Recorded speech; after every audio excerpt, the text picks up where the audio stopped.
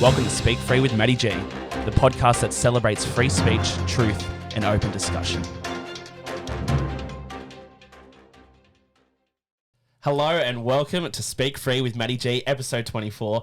I'm joined here by a very special guest. I've wanted to do this podcast with you for a bit. Nick Hodgskin. How you doing, man? You're the owner, founder of Pixelpark, which you've just started, which we'll talk a bit about that. We're going to talk about Nickehfilms as well, and your career that's gone on with videography, how you got started, cool things you've done, and where you're heading with it.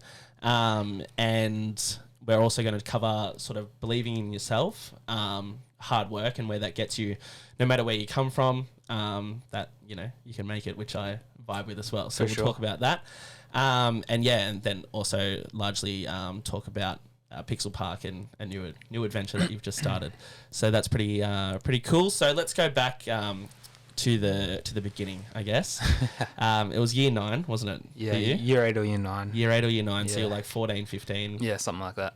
And you just started filming at North Richmond Skate Park. Yeah, right? so it was, do you remember Six-a-Side on Thursdays? Yeah. So I never played soccer, but I was always at the skate park, and everyone kind of went down to the skate park before soccer.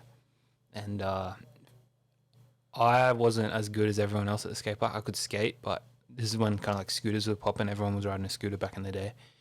And I got a camera for Christmas the year before, so I was like starting to get into filming. And I started just, mucking around with friends and filming stuff. And then also when I was skating, I would come to school and tell my friends, I learned a kickflip or whatever. And they'd be like, bullshit. I'd be like, I'll go film it then. And I'd film it and bring it in the next day and be like, see? And I don't know, man, like anything that I kind of, take an interest in, I become obsessed with it. And it was, every night I was learning, back in the day it was Windows Movie Maker, learning how to edit, and then just grew from there. Yeah, geez, Windows Movie Maker, that's a throwback. Some elite software, bro. Yeah, I was, I remember I used to make like videos on there for, like slideshows for like families' birthdays and shit like that. Yeah. Or like holiday videos. I would like to take heaps of photos and make holiday videos. Star wipe and shit. Transitions and stuff. It was pretty epic. Yeah. I remember I did a China trip in school for like when I was in like year 9, I think. And I was tasked with making the video for like the school assembly when we got back to like showcase it. And I put like so many like fucked up songs to it, eh? Oh yeah. Put like Starships by Nicki Minaj on it and shit. Like I thought it was the clean version, it wasn't. We played it in front of like the whole assembly. Oh, it was good times. But yeah, so that's literally how you got started, is just filming your mates and yourself just at the skate park. A few years later, there was a few viral videos, right? Yeah, so took off. I was lucky that so I was always a skater, and then as I said, this scooter stuff was taking off, and I wasn't really sure on it at first. And then I saw a guy on the internet called Cody Donovan. He released a video, and I saw that it was filmed at Penrith, and I'm like, this guy's like really talented. And then I started watching his videos, kept up with him. And then I was lucky enough, I was at Monster Skate Park in the city one day, and I ran into him. And I shot some photos for him. And this is like back before Instagram and that kind of stuff. So back in the day, you'd create content and post it on forums. So I posted these photos of Cody on a forum, and they kind of blew up because it had been quite a while since he'd released anything. And then, we formed a really close friendship. And then from there, we released a video together. And that was kind of like the first time I saw YouTube success. So like I'd release videos and they get like 400 or 500 views. And I was like back in the day, 400 or 500 views was like a lot. This is before social media was really a thing. Yeah. We had MySpace and stuff. But and then Cody and I did this video, and I woke up the next day and had 10,000 views. And I remember just like thinking 10,000 people have seen my video. And then that's when like that obsession went to the next level. And man, it wasn't long from there. I think it was like 2 weeks later, we were in America together. So rewind a bit there, skipped over, but there was this company back in the day called Mattyg that started, and they sourced like the best writers from the country for a team, and they needed a filmer. So they hit me up. I was actually in industrial arts. Do you remember that computer room in IA? Yeah. I was in there on my emails one day, and I get this email, and it's like out the back, hey? Out the back. Yeah. And I got this email, and it's like, we want you to come to California. And I'm like, fuck yeah. Like, and they thought I was like a adult, like I had my own, because I was doing all these kind of cool like scooter videos. They thought I was like a production company or something. Yeah. And then yeah, I ended up talking to them. They're like, oh, so what are your rates? And I'm like, I don't know. Like, and then they soon figured out I was 15. And I went home that day, and you know, I had a single mom, and I'm an only child, so she was very protective of me as a kid. When I'm like, yeah, this guy on the internet's taking me to America, and she's like, no. And this is like before. Sounds a bit dodgy, yeah. Dude, this is before, as I said, before social media and stuff. So this was like unheard of back in the day, and it was really cool. The owner of the company ended up flying up from Melbourne, and he had dinner because, fair enough, like 4 15-year-olds, all our parents were worried.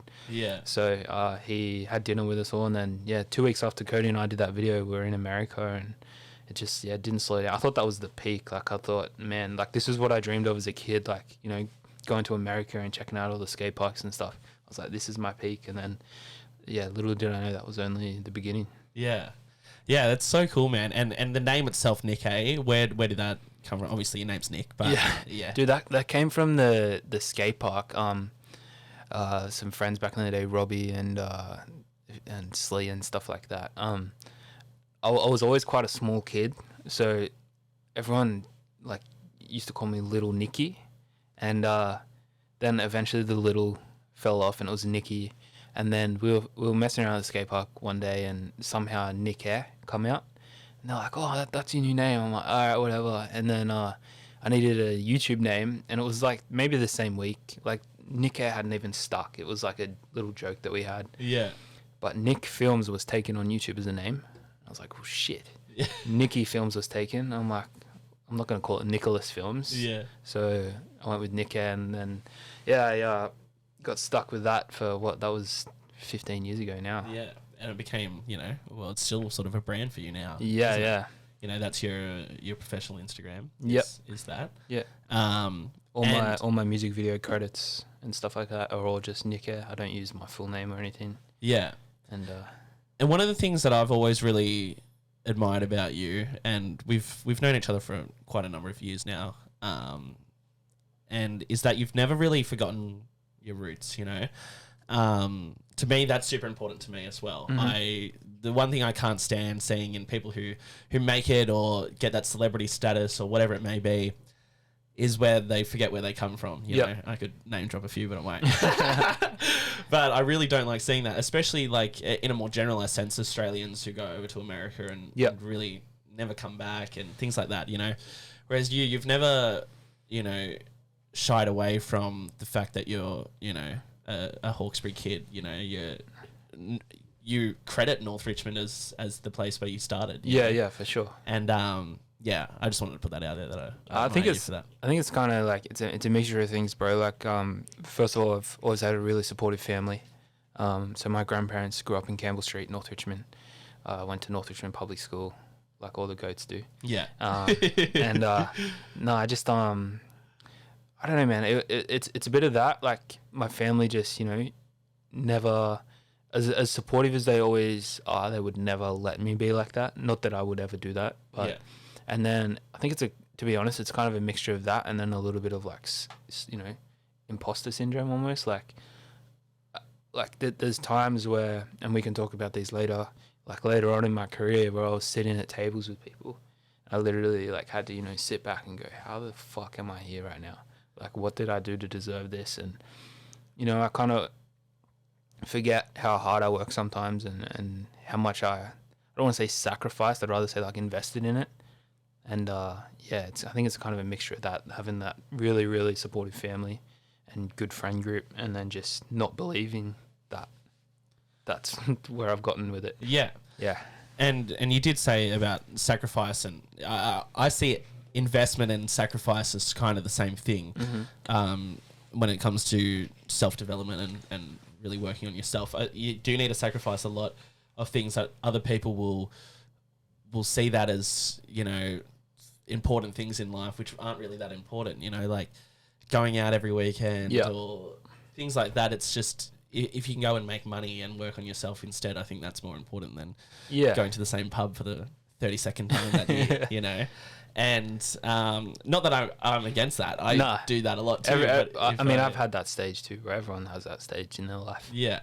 But to me, I think you do need to, you know, sacrifice these sort of non-important but fun things to go and make it.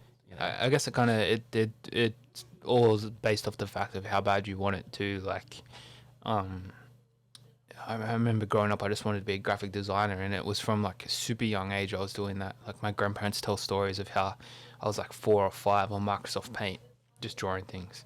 And I always knew somewhere that I was going to be something in that space. Yeah. And I was always like, you know, it's like you, like I would never make PowerPoints at school. I'd make films and yeah, I think that like I wasn't okay with not being, you know, the best that I could be at that kind of stuff. Because I feel like, and I'm not saying this to like toot my own horn or anything, but I feel like I've always had to work harder for things because things don't naturally come to me. Whether it was skateboarding, it took me years before I actually got good at it. And I feel like that's kind of a part of it, man. Like I knew that I had to work harder to get to where I was, and that's why, you know, everyone was at parties in high school. I went to the occasional one, but even like school camps, bro. Like I never went on school camps. I think I went on one actually in high school, but like the snow one where, not sure if you remember, but our bus actually caught on fire. Our year's bus. I do remember that. Yeah, actually. So I wasn't there because I saw that as 3 days off to go to the skate park. So any chance I had to be at the skate park filming, I would take it. Yeah, shit. I can't. I caught on fire. Yeah, bro. That's fucking hilarious. Meanwhile, I was at the skate park like, oops, sorry guys. Shit. Got out of that one. Well, actually, I wish that happened to one because I actually got kicked off the ski trip. No, like mid ski trip? No, like before. I wasn't allowed to go. So remember they used to do a ballot? Did you have that as well? Like, because not everyone could go to the ski trip because there wasn't enough, like... I don't know. So anyone who wanted to go had to put their name in a ballot, and mine got drawn out, and I was in, like, paid for everything. And then I made YouTube videos that I then got in trouble for. What were they? Kicked off the... So one was called Shit Drivers, and... What, so you were doing, like, skits or something? Yeah, it was just, like, it was... I forget what my YouTube name even was, but it was just sort of like rant videos, right? And I would just like talk into the camera. What, were you in a school uniform or something? No. What was that? No school uniform, although ask anyone, everyone's like, yeah, you were. No, I definitely wasn't. I can show you the videos. I'd love to see them. Yeah, they are funny, but they're embarrassing now, to be honest. And then I did one on fast food customers as well because I worked at KFC at the time. And they got sent into the school and was like, he's not a good representative of the SRC, and because I was like swearing a little bit in them and like said like maybe one like racist thing. But I was 14, you know, 15. Like you don't realize that at the time. I wouldn't make them now. No, of course. But yeah, back at the time, and so I got kicked off the ski trip too, and yeah, when they all went on the ski trip, I went to this huge party that was on and got absolutely maggoted. Yeah. So it's not as cool as you, I guess, working on yourself, but oh man, I was at North Wisham skate park. I'm sure you didn't miss out too much. But yeah, I mean, I was we both got ski trip story, I guess. Yeah. But fast forward past I guess you know the Nickehfilms, well, not past that, but past that starting period of that. You then went and did some pretty cool work, and I want to really like sort of get into the nitty gritty of how this came about. I know you don't like to name drop. You're a very humble person, but I will for you. But you worked for Russell Crowe for quite a few years. You've only just recently left there. But tell me how that came about. So pretty much like high school ended. I think I graduated 2011. Then I was in a bit of a rut there. I was like worried because I wasn't really making a lot of money. And I was 17, 18, so it didn't really matter. But I was like, all right, I'm not going to be able to film scooters forever. And that was a reality. Nor did I want to be honest. Like, I wanted more. So I actually took an exam to become an electrician for the government under a program they had. Got accepted. I got, like, really high marks. I was, like, straight into the top program. And then my grandpa called me and he's like, man, that's there forever. Like, you can always do that. Focus on your film stuff. And I kind of needed to hear that, and I'm glad that he did that.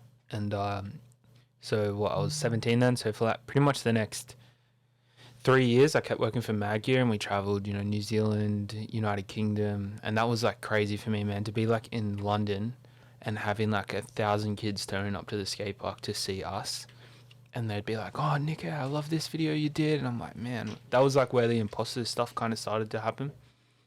I was like, how do these kids... And because I was always behind the camera, I was never really in the videos. It just tripped me out that they knew who I was, and they would know things about me. I'd be like, how did you know that? Yeah. And then... Full fan mode, hey. Yeah, it was honestly insane, man. So that kind of went until I was about 21. And in the meantime, I was also doing like school camps. So they had skateboard and BMX camps and scooter camps at Monster Skate Park where kids would come and stay for the holidays and learn from all the pros. So I started doing media camps there. And one of the kids that I taught, his dad is, I'm not sure if you've heard of him, you probably have. He's a very famous criminal lawyer named Chris Murphy. Right, okay. So he represents a lot of heavy hitters, or did back in the day. He had a lot of... You should look him up if you haven't heard of him. He had a lot of like interactions with the police and corrupt police and stuff. He's pretty cool boss dude. And he it was a wig out for me because I never used Twitter. This is like 2015. Yeah, 2015. I'd never used Twitter, but I had an account, and I got a notification. Chris Murphy tagged you on Twitter. I was like, what the fuck, isn't that a lawyer guy? I look at it, and he tagged, Nickehfilms is the future of film. I was like, what the hell? And then I put two and two together, soon found out that the lady I met yesterday was his wife. And then I saw that Russell Crowe liked the tweet, and I was like, what the fuck? Yeah, that's crazy. Then, I kind of like formed a relationship with Chris Murphy and his family. And then, they're like, oh, you need to contact Russell's producers and try and get a job. So I sent this email, and... one thing leads to another. I'm at a Rabbitohs game and I meet Russell, and they kind of offered me a job. Russell and Keith Roger, he's a producer. And then the funniest thing was I didn't hear from them for like 6 months. So I went home. I can't remember if that was before or after the football game, to be honest, but I went home and told my family and friends, Russell Crowe's offered me a job. I've made it. Dead for 6 months, bro. Yeah. Everyone's like, you're talking shit. Yeah. I'm like, man, I swear to God this happened. So I went on with my life, man. I was doing more camps. I was still doing YouTube full time. And then one day I get a phone call and they're like, we're so sorry. They were filming a film, The Water Diviner, in Turkey. Like, we've been away for like 6 months. Come in tomorrow. I went in and they gave me a little After Effects, which is a program. They gave me a little test on After Effects. And then I did it, and they're like, do you want a job? I'm like, yeah. And then, yeah, man, I was there for 7 and a bit years. Quit. And what's his company called? It was originally South Sydney Media because it was formed for the club. Yeah. For those of you who don't know, he owns the Rabbitohs. But it eventually turned into 98, so it went from more South focused to film production focused. Yeah. So we did everything from TVCs, documentaries, music videos, feature films. Yeah, that's so sick, man. And obviously you've traveled the world, and done some pretty amazing things. Is that something that was sort of a factor for you wanting to do film? Was the sort of travel element to it, or was that just something that was an added bonus that came later? You know what, man? I started with no intentions of anything, and when I had that, like, for my first ever film trip to be to California, I was like, fuck the money. I can travel and do this. Like, I'm with my, Mad Gear team, and I have become best friends. We were brothers when we were 15, 16. And I still got lifetime friendships with them now. But, I'm in America with my best friends. Everything's paid for. Like, yeah, I had no intention of that happening. And then, from there, it was like, went to New Zealand, UK. I got flown to Italy for a snowboarding video. I've been to America a bunch of times. I've been to all over Asia a bunch of times, Mongolia, like the weirdest places that I would never have gone on my own accord. And I'm so grateful for that. Like, even locally, like there's an island off the coast of New South Wales called Lord Howe Island where I shot a bunch of TVC stuff. And I would never have gone there, but it's like the most beautiful place in the world, and it's just off the coast of New South Wales. Yeah. And then I was lucky enough to spend a few months in Tennessee shooting a documentary. I would never have gone to Tennessee, but I could not wait to get back there. Like that place is, you would love it there if you've never been. But that place is like party central, man. It's that's so mad. much fun. Like, you know, you're walking down the main street and all the pubs are starting to shut to the public, but then the back doors all open, and that's when all the people bring out their guitars and start drinking. Oh, and that's sick. it's just the best place, hey. So, Yeah. I mean, that's one of the perks of the job, but I never had that intention when I picked up a camera to be like, I'm going to travel the world doing this. Yeah. So, Yeah, that's really cool, man. And I guess I think with filmmaking, at the end of the day, it's about telling stories. It's the same with sort of, you know, what I try to achieve here on podcasting, and that is it's telling stories. And I think you get the ability to tell much deeper, meaningful stories by traveling the world and seeing different cultures, and that I think it opens your mind up to. oh, definitely, experience is the most valuable thing in the world. Yeah.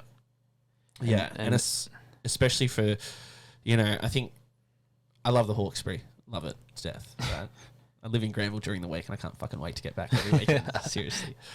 But in saying that, I think one thing about the Hawkesbury is that you can get trapped. 100% you can get trapped. Not only are there not that many opportunities unless you create them yourself to sort of get out there and, you know, compared to big cities, I mean, you can still live a great life, no doubt. But if you want something more, I think you need to get out. Which sort of relates back to what I was saying, is that the fact that you haven't forgotten where you've come from is admirable, because you have done so much, you know, and so much cool stuff that a lot of people, majority of people, you know, in a fucking majority worldwide basis, will never experience, you know, and that's pretty, you know, because a lot of people with not as much, I guess, sort of self-respect, I guess, to where they've originated from, would forget about it, you know, would sort of move on from that. And you know what too, bro, though, like the thing I'm most grateful for is, or one of the things I'm most grateful for, I'm grateful for a lot, but the fact that I traveled the world as a skateboarder and a filmmaker with my scooter friends, I traveled the world backpack style, and we were living in, like, it started off, it's pretty funny, when we first started traveling, Maggie would put us in like hectic hotels, and then when you put half a dozen 15-year-olds in a 5-star hotel, it's gonna get fucked up. yeah, So we soon went from 5 to 4 to 3 to now you're at what are they called, Formula Ones, yeah, and like hostels and yeah. And even like, you know, I'd done it like that, and I've experienced it like that. Even, man, the place I stayed in, a place called Baotou, which is northern China, was crazy. Like, it was we actually went to one hotel and it was like, we cannot fucking stay here, like we will die here. So we ended up going to another hotel, and the fact that I did it like that, and then 5-6 years later I've done it with Russell, where it's been like first class everything, and you know, the best like we did this recce to Hong Kong, bro, and I was with Jules O'Loughlin, who's one of the best DPs in the world. He's such a legend. He's from Penrith of all places too. He's shot like Black Flag. He shot Ms. Marvel, that new series. Oh yeah. He shot Hitman's Bodyguard with Samuel L. Jackson and wow.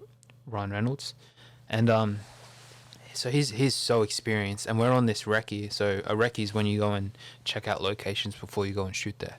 And you know, we're staying in suites and flying helicopters everywhere. And he's looking at me and he's like, "Young fella, don't get used to this. There's no film recce's in the world like this."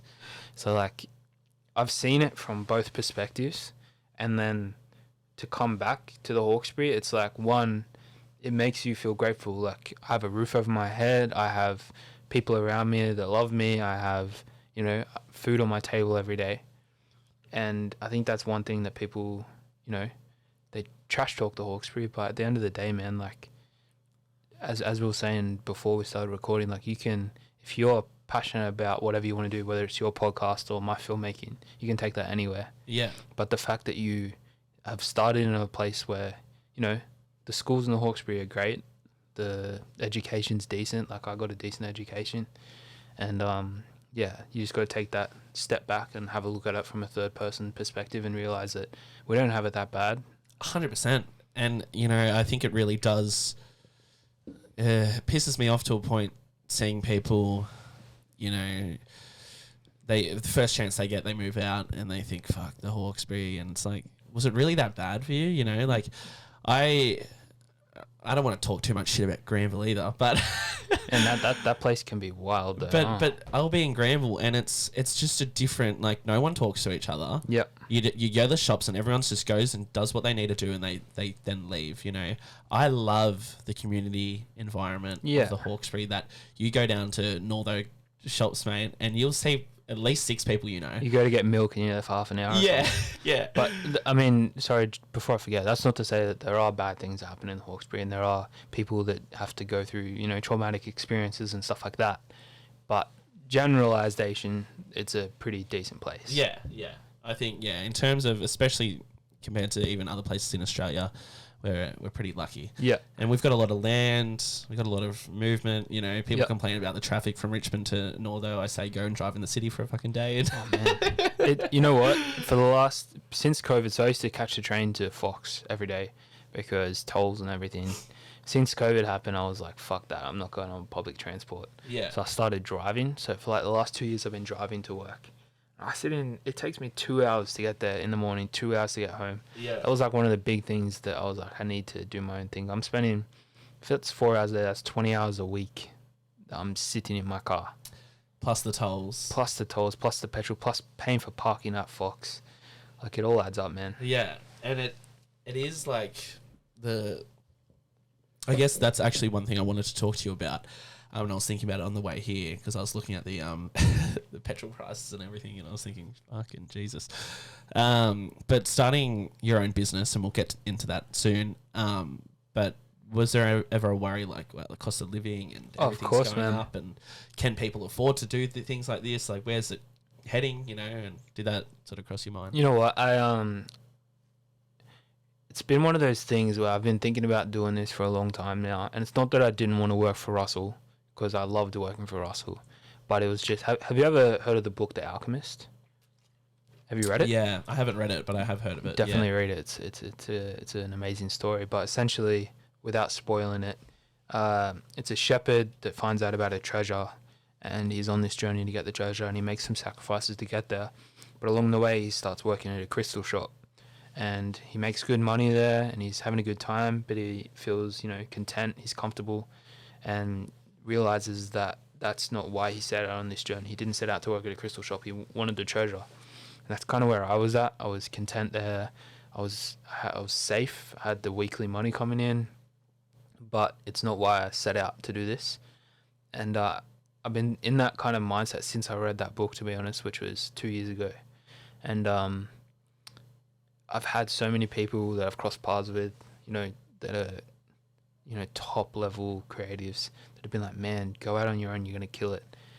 And it's nice to hear that, but until you are ready inside, then I feel like if I did it 2 years ago, I just wouldn't have been ready. Like, as much as I was saying, I'm ready to do this, like now, like I left, I had clients set up, you know, I've kind of, business wise, like I've learned so much in the last 2 years that from day dot Pixelpark was registered, tax was being paid properly, I got all my insurances in place, I'm a PTY Ltd, so Nickehfilms was a sole trader company, so now I'm protected, like everything is in a line, and I've got some amazing clients we were talking about before, and you know, I've got that circle of friends now that is super supportive, and this is like the perfect time for me to do it. So I guess I had a lot of self-confidence going into Pixelpark, and it hasn't really been a worry for me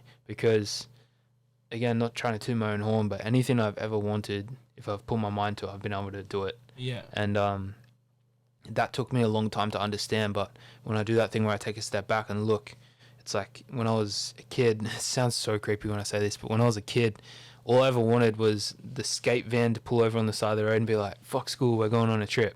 And that happened. And then it was like, when that happened, it was like, oh, all I want to do is work for Tony Hawk because that's like what got me into skateboarding. Yeah, then that happened. And then it was like, okay, like I don't know what's next. And then Russell happens, and I'm like, as long as I keep this energy and keep doing what I'm doing, I know it's going to work. So yeah, it took me a long time to get in that headspace though. And I guess we'll talk more broadly about Pixel Park now. But where did the name come from? Man, It took you a long time. dude, it only took me like 3 weeks, but it was 24 hours a day. Like, the reason I wanted to rebrand, if you Google Nickehfilms, it comes up with rap videos and scooters, which I very rarely do either of those things anymore. Plus, there's a bunch of embarrassing videos I made when I was 15, 16. So I was like, all right, first off, I need to rebrand. So I was playing around with different things. Then I realized that I can't use my name because part of the thing I want to do with Pixel Park is employ other creatives from Western Sydney and give them a different, path that they might have been traveling down. Yeah. So if they put out work and it's got my name attached to it, then people are automatically going to think that I've done it. Yeah. So I created Pixel Park as more of an entity, like an umbrella for other creatives to come in under as well. Yeah, that's cool. And then I was playing around with names, bro. If you ask Bomber, I had a whiteboard in my study. My girlfriend thought I was going crazy. Like, I was just, reading dictionaries, just writing down random words and trying to find a link. And then I was lucky I was able to reach out to a mentor and ask him. I'm like, man, this is driving me insane. Like, I was literally going batshit crazy. And he goes, stop overthinking it. And I'm like, yeah, but there needs to be a reason for the name. And he goes, no, there doesn't. He goes, let's say you called it, he goes, what street did you grow up on? I was like, Campbell Street, North Richmond. Let's say you called it Campbell Street Creative. People are going to be like, oh, what's Campbell Street? You're going to say the street I grew up on when I was a kid. And they're going to say, cool. And that's going to be the end of the conversation. Yeah. He goes, fuck that. He goes, make it something relative to your industry and make it something that people think they've already heard before. He goes, there's ways to do that, like alliteration. So Pixel Park. It rolls off the tongue. It's not easily mispronounced. Nickehfilms is super... People go, oh, it's Nicky H Films, or it's whatever it is. Yeah. And or they automatically think my middle name starts with an E because my last name's Hodgskin. I'm like, no, like, it's not that at all. So, I did think that for a while, actually. Yeah. Dude, one kid actually come up to me one day and he goes, Nick. I'm like, yeah, what's up? And he goes, is it true your last name's Films? I'm like, yeah. it was, there was just so many, I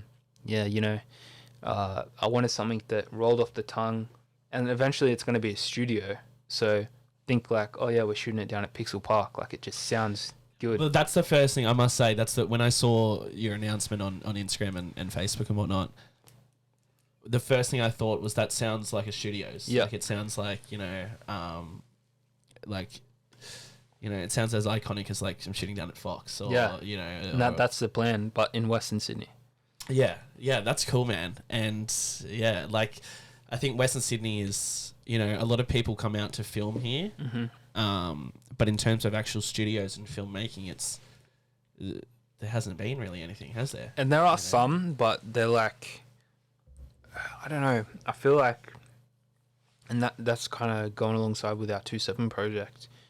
It's more like, we're gonna have a studio there, and yeah, you can rent it, but I also want it to be a space where I can hold, workshops, both paid ones and then hopefully eventually I can do like free ones for certain youth groups and stuff. Man, I was shooting a music video in St. Mary's last year, and there was this abandoned bus right behind Queen Street, and it just became like this local spot where all the young kids would hang out. And in a spot like St. Mary's, you kind of got a few different paths. Like, you got the tradie path, you've got the athlete path, which what the 1% of the 1% get, and then you got the crime path. Like, and there are other paths, but they're like the kind of main ones. And there were these two young kids there, and we were shooting on the bus, and they're like, oh, can we ever go with your camera? And most people would be like, fuck no, like, I'm not letting some young kid in St. Mary's play with my camera. But I was like, nah, man, like, yeah, sure, go. And I obviously had eyes on them and stuff. They had like the best 15 minutes of their life, hey, like taking photos of each other and stuff. And I'm like, man, imagine if like that's all that kid needed to go, I don't want to go down the crime path, I want to be a photographer. Yeah. And that's kind of like what the 2.7 project was born around. And we've got streetwear designers, Bomber does his shoe thing, there's athletes that come through, and yeah, we want to create that safe environment where they can come and they can do some creative stuff, and maybe that's all they need to get themselves on the right path. So Yeah. Pixel Park will eventually, along with like FTA and Bomber and Setter and 2.7 project, be this hub where creative people in Western Sydney can express themselves. And Yeah. yeah, That's really cool. And I think creativity is such an important factor in that, for especially for youth.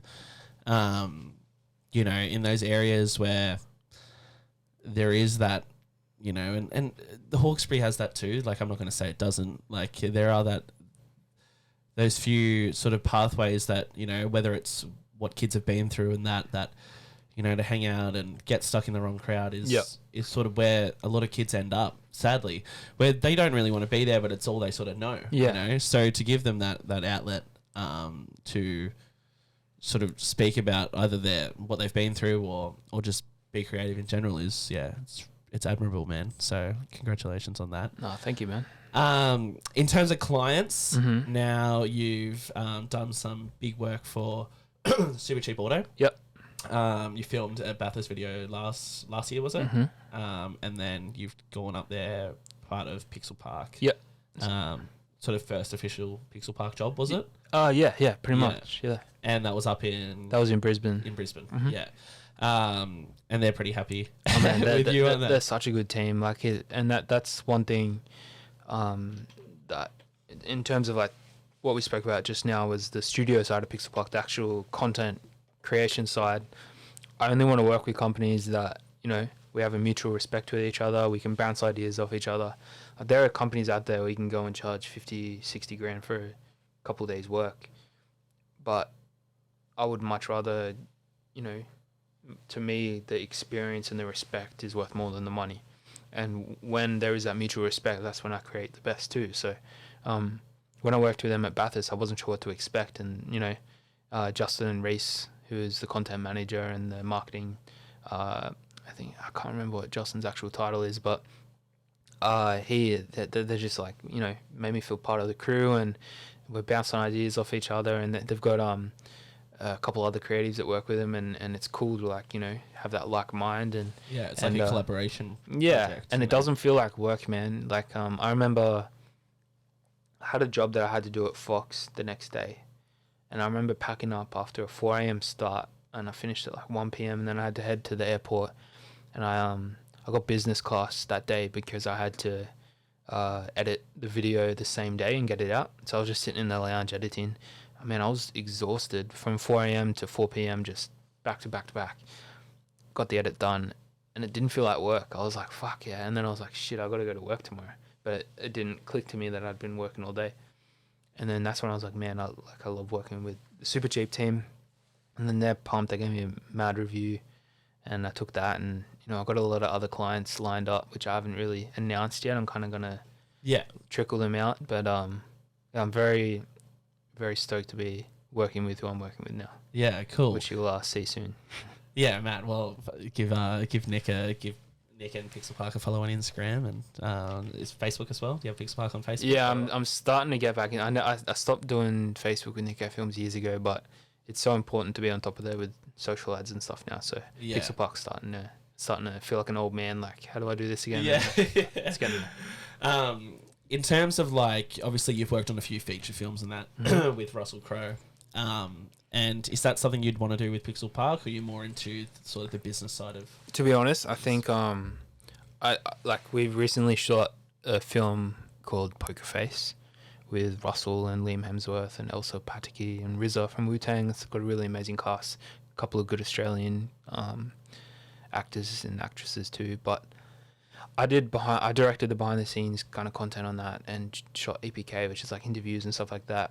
And then Russell actually gave me the opportunity. It was only a locked off shot, but on the last couple of days to actually shoot for the film, which was sick. And I personally think that I really enjoyed that experience. But the thing for me being starting films at the skate park where I'm a one-man team, and now all of a sudden there's 300 people trying to make the same, 300 chefs trying to make the same dish kind of thing. Felt so weird for me, and I don't know if it's where I fit, but I feel like if I Ridley Scott, for example, didn't direct his first feature till he was 40 or something. So I got a long time ahead of me where I can go out and shoot and become the best filmmaker I possibly can, and then I'd be down to revisit Features. Features, yeah. Yep. Is documentary something you'd be? I love docos. Yeah, I've shot a few docos. I've edited a few docos, but to be in the position where I, direct my own one and shoot my own one, that's definitely something I've got on the horizon. I just got to, you know what it's like being a creative, even with your podcast, I'm sure, where you have that little voice in your head that's like that little self-doubt. It's really getting good at pushing him away, but I think I need a couple more things under my belt, and then I'm going to go full in on some passion projects. Yeah. It's not that I don't think I could do them right now, but mentally I know that I need like another year or two, and then I'll... Yeah. No, that's fair enough. That's the same with like, obviously on a bit of a different level, but I'd love to do, like I was just at State of Origin, and I saw Bloke in a Bar just did a live podcast there, and I was like, I'd fucking love to do that for this, like with a live audience and that, and do it my way, not have like a TV show with a fucking crew telling me what I can and can't talk about. Like just have it podcast, like live audience, get a reaction, especially if some of the topics I talk about on here, I'd love to get like a gauge of what the public's sort of thinking. And I've sort of touched into, like I've, dipped my toes in that a little bit with the On the Street special that I did, which went pretty well. Thanks for watching, guys. Yeah, that was sick. Yeah, back at Northo. But I'd definitely love to do something like that. But in saying that, I also don't think I'm ready to do that right now. Yeah. Like if I could do it right now, but it's not what I'd want it to be. Yeah, and I did it right I now. respect that, man. It's like, it's kind of like you have to be vulnerable to do what we do, and I'm not saying that means we're better than anyone or anything like that, but it's like we're putting something that we care about on the internet, where there's millions of people that just want to be pricks. Yeah, and as hard as it is, and people just go, oh, don't listen to haters and shit, you're going to read the comments, you're going to see it. You are. Sometimes it's going to affect you, sometimes it's not, and I can tell you all day, don't let that affect you, but even I get affected sometimes. And when it's something that means so much to you, like this podcast, you want it to be perfect. Yeah. And I respect that, it's a mature thing to go, nah, I know I could do it right now, but I'm going to wait until I've earned my stripes and I've feel confident in my head, and then I'm going to do it because I know it'll be 100 times better. 100%. And that's exactly where I'm at. In terms of comments and stuff, I've had a few, but I don't really give a shit. Yeah. It's never been... The one thing I get really mad at is when I get taken down off like YouTube and stuff. Really... Does that happen often? It's happened twice. I've had 2 videos taken down. And what was YouTube's excuse? For breaking or for saying things that don't go against the World Health Organization's. Is this about COVID? Yeah. Well, one of them was actually Nicole Evans I had on, which was a politician running for the Macquarie electorate for the United Australia Party, and her video got taken down. I thought that's sort of interfering with an election process, but anyway, in my view, anyway. But that's what annoys me more than bad comments. I can, if people are leaving bad comments, I'm like, well, you've watched it, so thanks. Yeah, exactly. And that's a good mindset to have. I think, it's the only comments that used to affect me were the ones where I'd try something and people wouldn't understand why I tried it, and then they'd give their opinion. But I've gotten much better at that with age, man. Like at the end of the day, it's like, even like there were comments, like I've had comments in person. I won't name any names, but I was at Fox one day, and this person came up to me and said, "Oh, I saw that rap video you posted." And pretty much like called my friend a wanker, and I don't give a shit if you don't like rap or whatever. Like, I had a fun time making the video. He's obviously doing well for himself if he's got 100,000 people plus watching his videos, and it just like it burnt me because I'm like, and I kind of like. I was already in a shit mood that day, and when they come and said that, I was like, bro, my shitty rap video got 5 times as many views as your film trailer that you put out 6 months ago. So it's been 24 hours. Like are you burning? And in hindsight, I shouldn't have said anything. That was an ego thing, but yeah, man, it's such a bitchy industry, and with that whole rise of keyboard warriors, it's like, and also there's one thing is like, people will often confuse, especially with me, because I'm so big on free speech and that. But there's a difference between, in my opinion, you know, people can say what they want, but there's a difference between speaking your mind, right, and purposely being a cunt. Yeah. You know? Definitely. And I think a lot of people do purposely be a cunt because they're unhappy in their own life, that they feel the need to bring down someone else. I've even had friends who've said shit, you know, to me about whether it be a podcast or whatever the fuck. You know, and it's like there's no need to be deliberately nasty. I think like I'm big on constructive criticism. If that person came up to me and said, if it was constructive, if they come up to me and said, "Hey man, I saw your app video. I don't get why you're doing that. Can you explain it to me?" Instead of just coming full attack at me, where I'm obviously going to get defensive. And I find I get more defensive if someone comes to me about a friend's project or something and says, "Did you fucking see that? It was the dumbest thing I ever fucking saw." And I'm like, "Well, do you even understand like why they did it? Like, that project obviously meant something to them. Like, it's different." Yeah, I agree, and obviously I know you love to speak your mind, but you know. But I do it in a constructive way. Yeah, and if you don't come to the debate with receipts, then I'm not going to listen. Like, exactly. If you don't come to me and say, "This video sucks because," then I'll probably listen. But if you come to me and just say, "This video is shit," I'm going to be like, "Why?" And if you've got nothing to back it up with, then I'm not going to take your criticism on board. Yeah. And I'm just going to think you're being a cunt. Yeah, exactly. And you know, and I don't want to sit here and be like, my ego is so big that I think that everyone should love my podcast. I don't think that at all. Even for friends and family, like, you know, I've got family members who've never watched an episode and I don't really care. Yeah. But the fact that they're like, oh, they're maybe ask me about it and go, oh, how's it going? Or I talk about it and they actually listen. That's all that's matters to me, really. Oh, man, is that it costs nothing to show up. Even if you don't watch the episode, click like, or if you're worried about what's in the episodes before you like it, skim through it. Or it costs nothing to be a nice friend or a nice person, and like, and just to be like that, you know, if a mate's telling me about anything they're doing, you know, that they're excited about, I will be excited for them, like 100%. 100%, because they could be on that like, you know, cliff where they're like, do I follow this or do I stop? And you could be that last, you know, straw on the camel's back that kind of goes, no, that idea is fucking stupid, where they decide to stop. Like, it's crazy. Like, the domino effect and that whole butterfly effect and everything is so crazy. Like, imagine if that kid that came to my camp decided, oh, I'm going to go to soccer camp or something else, then my life would be entirely different. Like one little choice could create the craziest ripple effect.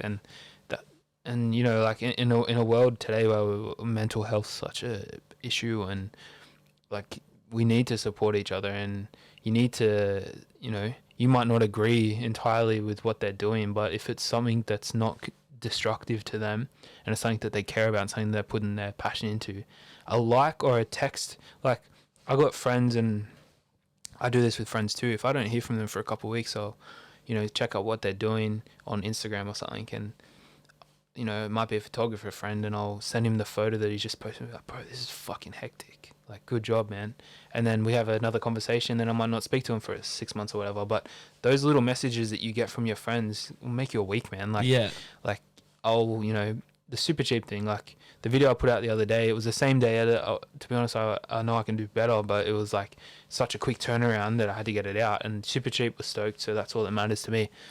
But I had, like, you know, a few friends message me and be like, man, that's so sick for such a quick turnaround. And then that stuff makes me think, all right, cool. Like, I feel good about not that I need to have that, you know, other people's approval or anything, but just a simple message to your mate that costs you nothing can make their week and give them some motivation to go and do something sick. Exactly. And no matter how much people would like to say, you know, like, I don't need anyone else's approval. Like, I know that I'm good. You know, I know I'm good enough. And I can fucking do it, and I don't fucking need anyone to tell me I'm good enough. It's like, yeah, but it's still nice, bro. Yeah, bro. It's just nice. It's what friends do. Exactly. You don't go. And I feel like if your friends aren't supportive, And like if you feel like you're a burden, actually, yeah, this is the point I really want to make. If you feel like you're a burden talking about your passions with your friends, whether your passion, your work, your whatever it is, if you feel like you're a burden talking about that with a friend, probably time to see you later. Bro, and I said this to you before we were recording, like, as you know, cliche as the saying is, you're the average of the 5 people you hang around most. And if one of those people are negative, or, you know, it can go the other way too, I must say, like, where people just jam shit down your throat. But, like, if your friends are saying, oh, this is stupid, and then, again, have no receipts. Like, if there are things like, you know, like, I film scooter videos, bro, it doesn't get weirder than that. And they'd be like, oh, scooters are lame and blah, blah, blah. I'm like, why? Like, because they're like skateboards but with handlebars. Yeah. And I'm like, what does that even mean, bro? Like, it's a kid's toy. And I'm like, so's a PlayStation. Yeah. Like it's like, and it's so funny, man, that like when I run into, and I'm not saying that my high school years were shit and I was bullied every day, because it was just a handful of things, but because they, like, you know, came at me and it was something I was so passionate about, I'm obviously going to remember them. And some of those same people have been like, dude, you work for Russell Crowe and blah, blah, blah, and how'd you get there? And I'm like, filming scooters, man. Like, that's how I got into it. And then... And isn't it funny that the people who, you know, they come around, once they see that you've made it and that used to either give you shit, or they'd have nothing going on for them. So seeing someone passionate, I feel like one of the high school, and I see it a bit in my little cousin as well. He's in like year 8 now, or that. And it's this fucking attitude, especially in boys in high school, of just be cool, bro. Just fucking be cool. Like, you don't be too excited or too passionate or too, you know, or enjoy anything too much. Yeah. Why? Why the fuck not? You know, and it's just this, I feel like what high school does in terms of this, you know, to a lot of people, is this wanting to fit in, is don't be too much of anything. Just be smaller, you know. It's, you know, be cool, like, that's all right, bro. Yeah, I don't mind the footy, eh? Yeah. Fucking, I play footy on the weekends, yeah, bro. Like, yeah. But really in their head, they're like, fuck, I love footy, bro. You know, like, be like that. Showcase what you are, like who you are, you know. And it's hard, especially when you're 14 or whatever. It is to hard be so vulnerable. But, like, if there was, I don't know, man, like, but 100% am that guy that blames social media for this stuff. But, like, if honestly, if I could give up social media tomorrow, I would. Like, I hate it. But at the same time, it's given me so many opportunities. It's such a powerful tool that if it was purposed for the right reasons, there's no doubt that you can do whatever you want from any place in the world. In terms of, you want to be a photographer but you live in Kurrajong, post it. One photo goes viral, you're set. My friend, this is obviously American, so it's a bit different, but he was a scooter rider back in the day that we were never super close or nothing, but we crossed paths a few times. He's a really talented artist, and Disney recently did a thing on black artists and used him as an example. And from that, I'm not sure if it was from that or prior to that, he did Mike Tyson and Jake Paul's NFT collections for them. And then just recently sold a painting at auction for like $350,000, and that was all because of the internet. Like, crazy, you can... Man. There's no reason that someone from Windsor couldn't do that, you know? Yeah. There's 100%. I think that is the positive of it, is that it is so global and that you can reach so many people with one post, one photo, one video, whatever it may be. But if I didn't need it as a tool for this or for whatever, I would say see you later to it. Yeah. Because I feel like it's brought me a lot of anxiety and stress in my life. Not so much as much now. Yeah. Back when I was when you're in high school or whatever. It was fucking horrible. It was horrible. I mean, I remember would wake up and there'd be like a status written about me by some fuckwit who hates me or something like that, you know, and it's just little things that, and it'd be like, fuck, man, that would ruin my entire day, you know, and it'd be like, or, you know, you'd put you into like such a anxious mood or anxious mindset that you couldn't possibly enjoy anything, you know. I was lucky that, like, we had MySpace, and before MySpace there was one called Bebo. When I was a Bebo account. Yeah, fuck yeah. And you used to be able to like do something on each other's walls. I can't remember what it was. Like you leave a love heart or something. Yeah. And like you get a love heart from a girl and you'd be like, Yeah, fuck yeah. There was I was lucky that Instagram kind of took off when I was in year 12. So I'm grateful that I kind of didn't have that as much of that in high school. So like I go back and I teach at North Richmond Public School every now and then. I haven't because of COVID. Teach film, and I do it at a few other. I've done talks at high schools recently and stuff.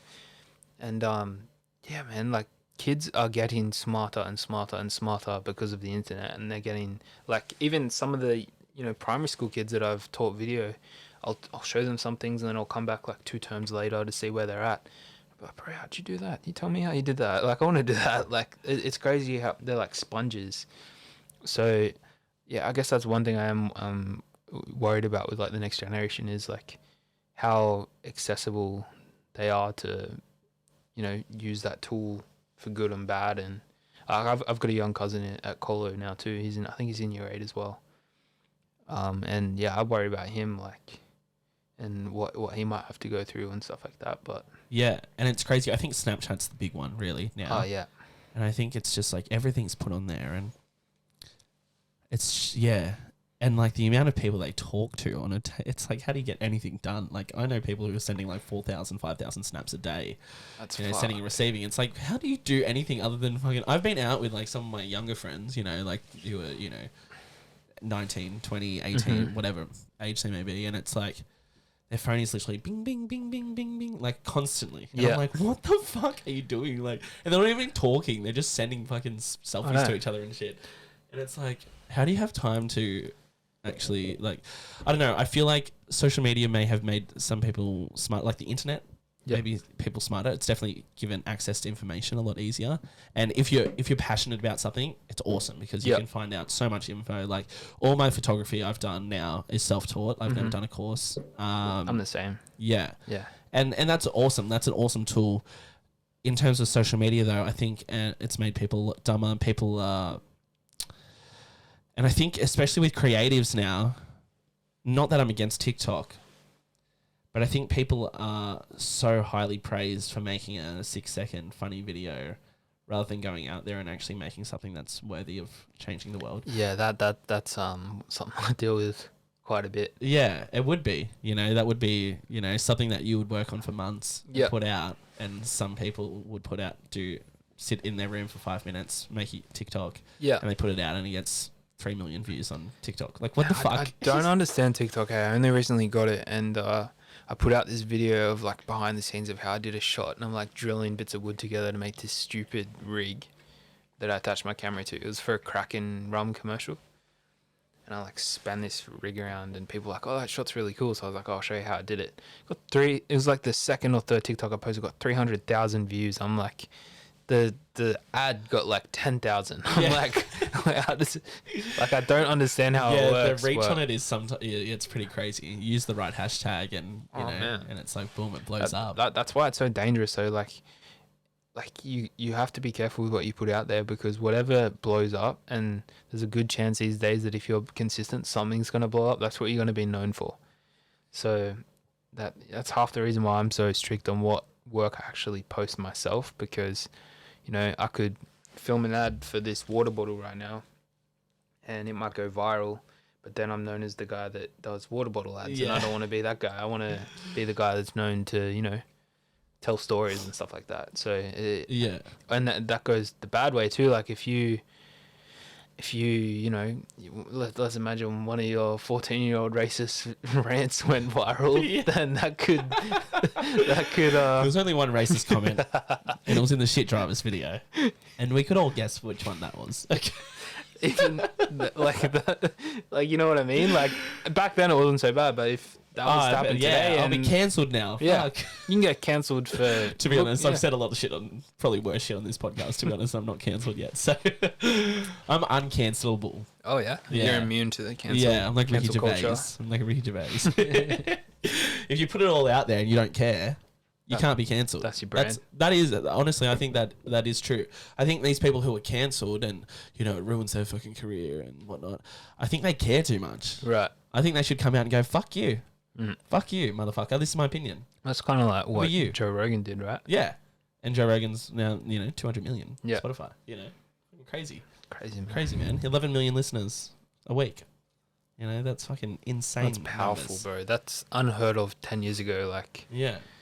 Like, that's on par with, like, fucking Seinfeld at its peak, Friends at its peak. Like, this guy, everyone wants to listen to. And the good thing about a podcast is it's global, you know? He's reaching everyone. Yeah. And, he says some stupid shit, but he also owns it. So that's why I like him.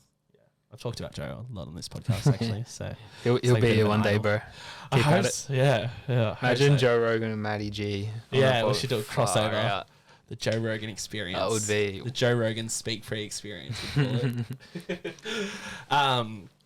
But obviously we'll sort of wrap it up. But in terms of people watching, maybe wanting to do filmmaking or do whatever it may be, what would your advice be to them?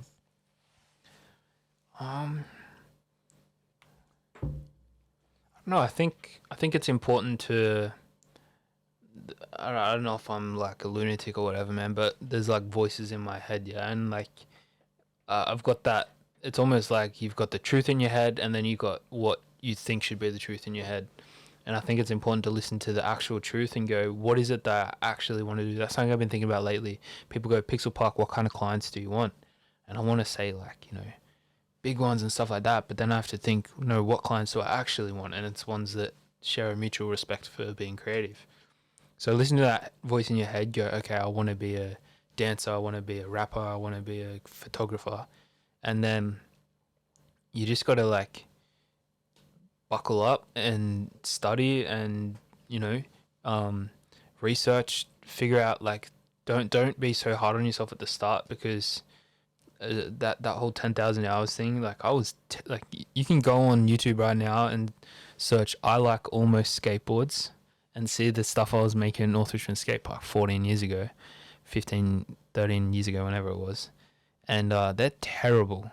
And then, you're not going to be good. And there is that 1% of 1% that picks up something and they're just naturally good at it.